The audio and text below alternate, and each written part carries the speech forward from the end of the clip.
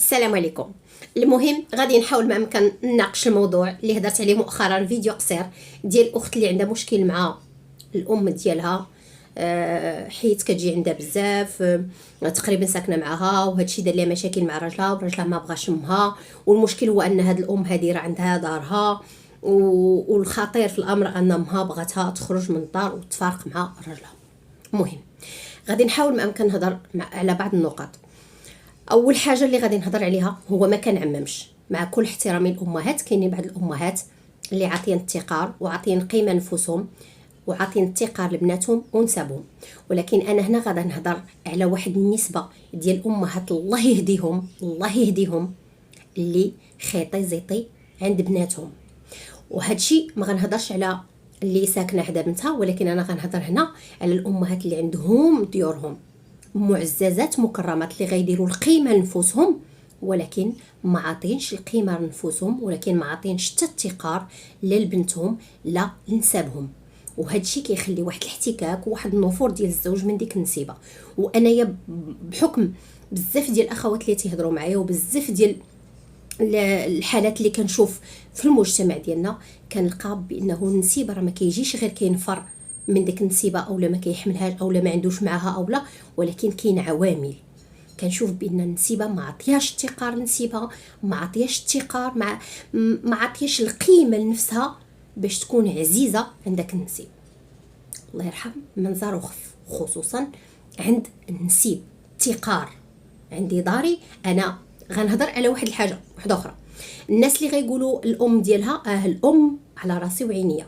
لو كانت الام مريضه، لو كانت الام كتجي على وديت طبيب، لو كانت الام ما عندهاش شي حد اللي يهزها، لو كانت الام ما عندهاش دارها، نقدروا نقولوا لا، هاد النسيب هذا خاصو يصبر على النسيبه ديالو ويحسبها بحال الام ديالو، حيت حتى هو الام ديالو يقدر يوقع ليها، تقدر تكون مريضه ولا محتاجه اللي يهزها وغتهزها ليه الزوجه ديالو. دونك يكون واحد الاحترام واحد الموده بيناتهم. ولكن مني كنلقاو النسيبه عندها دارها وما عطياش التقار لنسيبها والبنتها، والخطير في الامر انه منين شافت المشاكل واحد الاحتكاك ما بين نسيبها وهي، انه حست براسها بانها ما بغاهاش، شنو ولات كتحرض بنتها باش تخرج من الدار وتفارق مع راجلها. انا هذا ما كنظنش ان كاينه شي ام اللي كتبغي الخير لبنتها وتبغيها تفارق مع راجلها. علاش؟ حيت ما بغاهاش. انسان مني كيشوف شي مشكل اولا شي خلل بينه في العلاقه ديالو بينه وبين النسيب، مثلا بين النسيب، انا كنسمع راسي نشوف شنو المشكل فين كاين. يمكن راه كاين مشكل مني، يمكن حيت انا عيقت، يمكن انا ما عطياش التقار لبنتي ونسيبي. ماشي نحرض بنتي ونقول لها خرجي من الدار وتفارقي مع راجلك، لا يعقل. هذه نقطة مهمة اللي بغيت نهضر عليها. غنهضر على الأخوات اللي قالوا لا لو كانت مو. احنا المشكل ديالنا احنا كناس كمجتمع وكإنسان، أنا مني كيكون عندنا كنطرحوا شي مشكل ما كنحاولوش نعطيو حلول أو لا نصائح إيجابية، كنحاولوا نجيبوا مشكل خور وندخلوه في مشكل. حنا دابا كنهضروا على النسيبة اللي ما عطياش التقار لولدها لنسيبها. مني غيكون مشكل ديال العجوزه راه غنهضروا عليها. المشكل الوحيد في المجتمع ديالنا مع الاسف ان العجوزه وحله هنا، العجوزه وحله هنا لكل شيء. المهم انا غنعطي فقط بعض النصائح الاخت من هذا المنبر.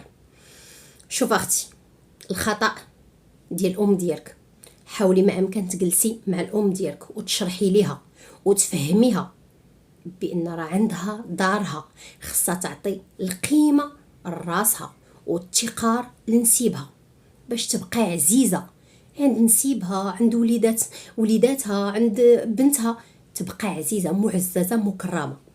تجي كل شي حماق عليها مرحبا اهلا، ولكن داك خيطي زيطي وانتي عندك دارك، سمحي لي.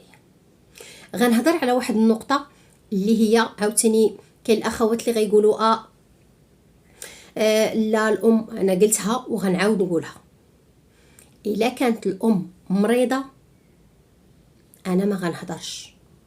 الا كانت الام مريضه ومحتاجه وما عندهاش ليه يهزها، حنا غنعطيو نصائح للزوج وغنقولوا ليه يصبر وراه يدير هذيك في بلاصه الام ديالو، ديك النسيبه في بلاصه الام ديالو. ولكن ملي كتكون الام كنعاودها وتنعاودها، الام عندها دارها وكاين معاها عايش معاها خوها ولدها اللي راد ليها البال، سمحي لي هذاك التطفل اللي داير على النسيب راه قله الادب وقله الحياه. بزاف ديال الهضره اللي ما كنتقبلوهاش بالحقيقه ما كنتقبلوهاش، ولكن راه والله كنا نعترفوا بالاخطاء ديالنا ونعرفوا راسنا اشنو كنديروا، لو كنا ما نطيحوش بزاف ديال الامور وبزاف ديال المشاكل في الحياه الزوجيه. وبالنسبه لك يا اختي اللي قلتي لي انك تخاصمتي مع راجلك، انا بالنسبه ليا الا كاين شي مشكل خصنا نحلوه ونجلسوه ونناقشوه، ماشي نتخاصم معاه وما نهضرش معاه.